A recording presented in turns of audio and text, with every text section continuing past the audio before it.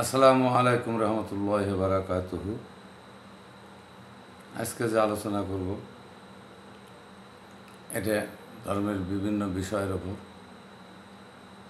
কারণ আমরা যে চলে আসছি এখন, যে সময় আল্লাহ আমাদেরকে দুনিয়াতে পাঠাচ্ছে, আমরা চলে আসছি ফিতনার জামানায়। তো ফিতনার থেকে বাঁচতে হলে আমাদের করণীয় কি? কারণ ফিতনার থেকে বাঁচতে হলে আমাদের করণীয়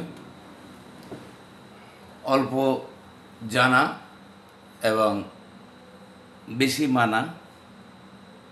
কারণ যেহেতু জানেই সবাই অল্প, ইসলামে কোনো কিছুই আমাদের বাংলাদেশের মুসলমান বেশিরভাগই জানে না। হয়তো কারো কাছ থেকে দুইটা সূরা শিখে নামাজ পড়ে, হয়তো দুইটা চারটে সূরা শিখে নামাজ পড়ে, অনেকে এই পর্যন্তই। কিন্তু অনেক দোয়া দরুদ, অনেক কিছুই কিন্তু অনেকেই জানে না। নিয়ম কানুন অনেকেই জানে না। মানুষের কাছ থেকে যেটা জানে সেটা ভুলও হতে পারে, তারপরেও তারা ওই অবস্থাতে হয়তো নামাজ পড়ে, রোজা করে। কিন্তু গরিব মানুষের ওপর হজ আর জাকাত যেহেতু ফরজ নাই, ফরজ এটা করা হয়েছে শুধু বড় লোকদের জন্য, অর্থবিত্ত যাদের আছে তাদের জন্য।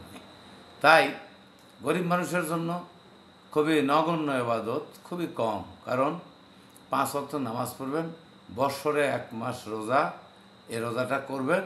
কালেমা, মুসলমান হিসেবে সবাই কালেমা পড়তে হবে, কালেমা পড়বেন। আর অন্তরে আল্লাহর ভীতি, আল্লাহর ভালোবাসা ধারণ করবেন। আল্লাহর ভীতি মানে কি? আল্লাহ থেকে ভয় করতে হবে, সেই ভয়ের মতো ভয় করতে হবে। এটা আল্লাহর কথা অনুযায়ী।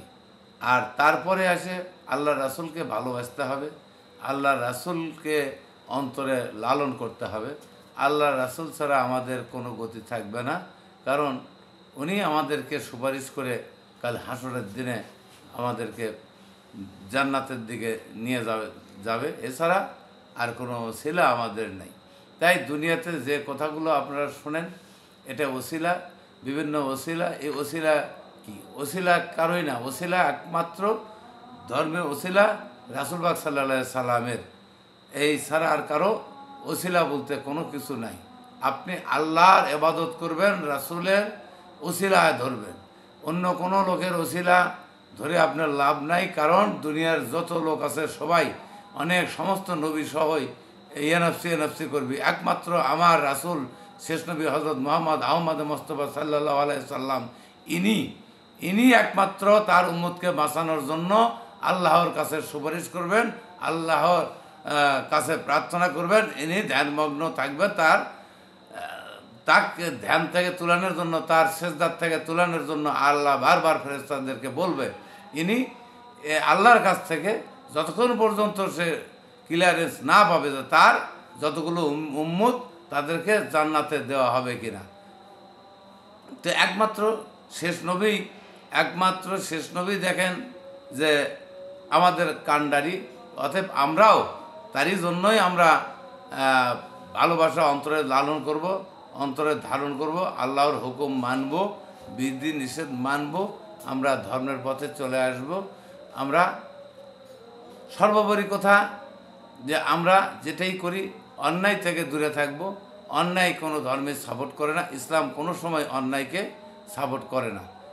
আমার ভিডিওটি লম্বা হয়ে যাচ্ছে, তাই আমি এই ভিডিওটি পরবর্তী ভিডিও দেখার আমন্ত্রণ জেনে এবং সবাইকে অনুরোধ করি আপনারা একটু আমাকে উৎসাহ দেওয়ার জন্য সবাই চ্যানেলটি সাবস্ক্রাইব করবেন।